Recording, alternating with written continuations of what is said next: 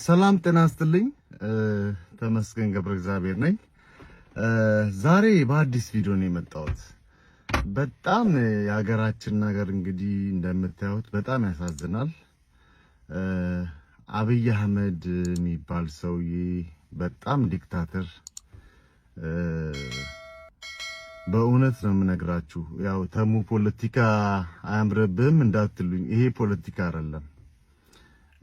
ፖለቲካ ሳይሆን በቃ ይሄ ምንድነው የሚባለው የሰው ልጅ የመጨረሻ ደረጃ ላይ ሲደርስ ማለት ነው። እኔ አም ቪክቲም በጣም ቪክቲም ነኝ፣ ተጎድቻለሁ ምናምን በዚህ መንግስት። ግን አሁን ደግሞ እየሆነ ያለው ነገር በጣም ፈር የለቀቀ ሆነ ማለት ነው። የአንድ ሰው ብቻ ሀገር ሆነ።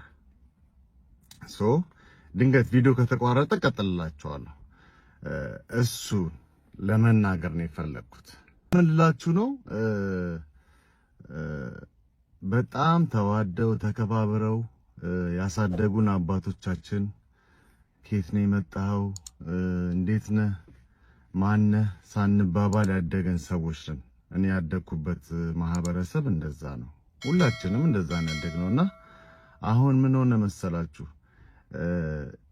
የብሔር ነገር ምናምን እንደዚህ። እኔ በእውነት ነው የምነግራችሁ፣ እንዴት እንዳያችሁ ታላቅም። አብይ አህመድ የሚባለው ሰውዬ እኔ ኦሮሞ በጣም ጥሩ ጓደኞች አሉኝ፣ እነሱን እንኳን አይወክልም።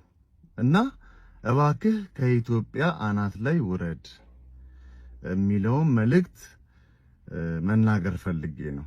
ይህንን ማስተላለፍ ስለፈለኩኝ ነው።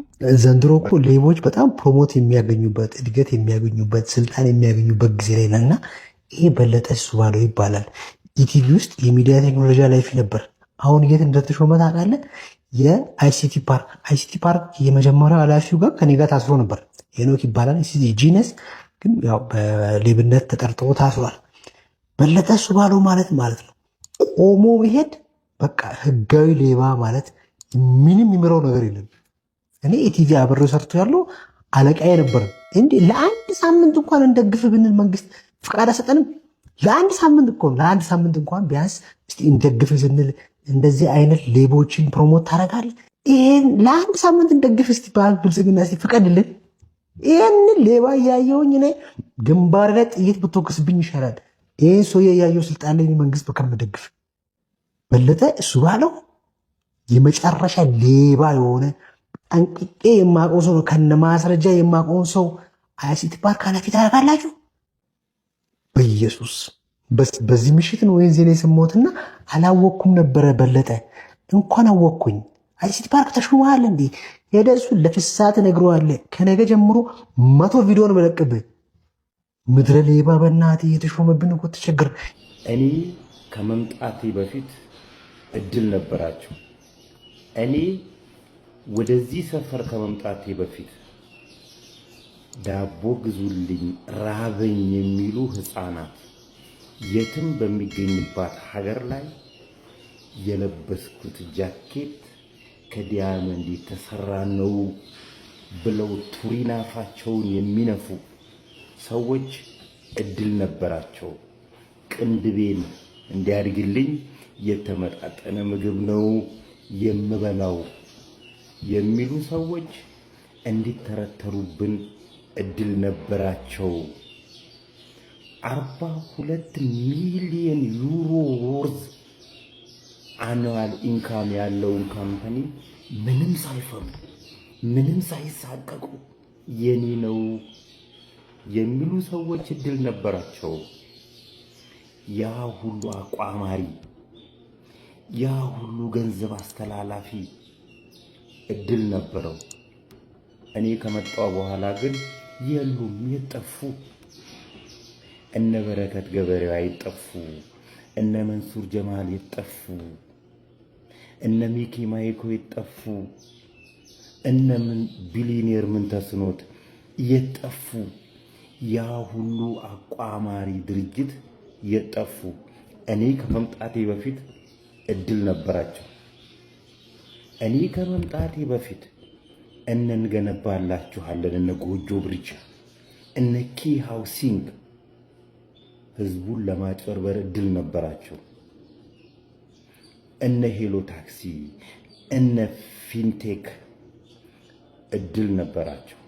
እነ ጤሎስ ትሬዲንግ እድል ነበራቸው እኔ ከመምጣቴ በፊት። አሁን ግን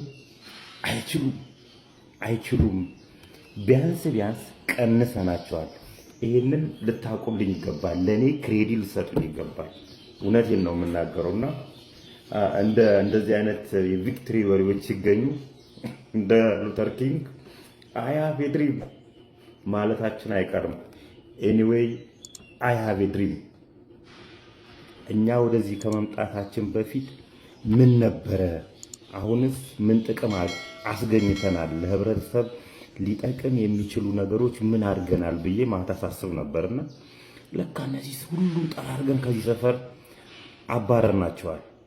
ይሄንን ስናደርግ ግን ነገሮች ሁሉ አልጋ ባልጋ ሆኖ አይደለም። የኢኮኖሚ ችግር አለብን፣ የሴኩሪቲ ችግር አለብን፣ የፓወር ችግር አለብን። እነዚህ ሁሉ ችግሮች ባሉበት በጣም ደስ የሚለው ደግሞ አዳዲስ ሰዎች እየመጡልን ያሉት፣ ፓወራችን እየደረጀ ነው ያለው። ይሄን ለማስተካከልና አንዳንድ ችግሮቻችንን እንዲፈቱልን የተለያዩ የመንግስትና የግል ድርጅቶች ጋር ሄጄ ነበረ። ቢሮክራሲው ከምላችሁ በላይ ነው።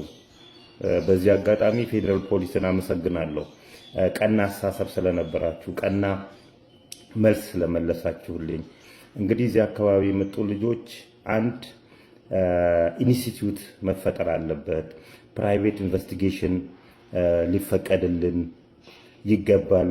ምክንያቱም መንግስት በተለያዩ የሌባ ስራዎች ላይ ቢዚ ነው።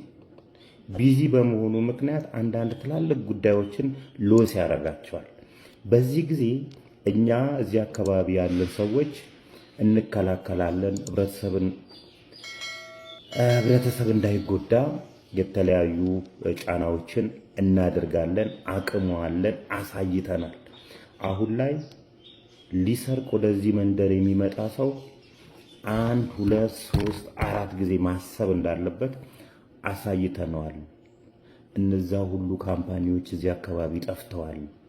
እነዛ ሁሉ ምንም ሳያፍሩ እንትና የኔ ነው ያን ምላሳቸው የሚተረተሩ ሰዎች የሉም፣ ጠፍተዋል። ድራሻቸው በሃይማኖት ስም፣ በቤተ ክርስቲያን ስም ቤተ ክርስቲያን የኔ ነች ብለው ቤተ ክርስቲያን ላይ ሼር የሚበሉ ሰዎች፣ በተራቡ ወገኖቻችን ስም የእርዳታ ድርጅት አቋቁመናል ብለው በታረዙ በታመሙ ወገኖቻችን ስም ራሳቸውን ቅዱስ አድርገው የእርዳታ ድርጅት አቋቁመው ንግድ ውስጥ የገቡ ሰዎች ሰከን ብለዋል።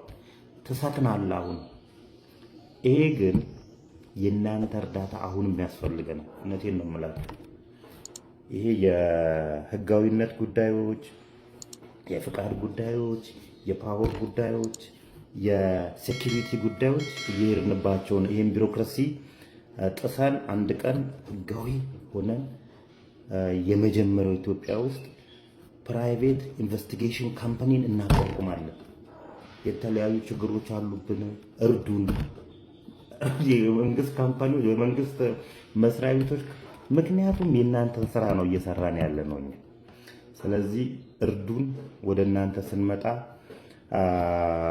እቅፍ ድግፍ አድርጋችሁ እንትን ብትሉን ጥሩ ነው።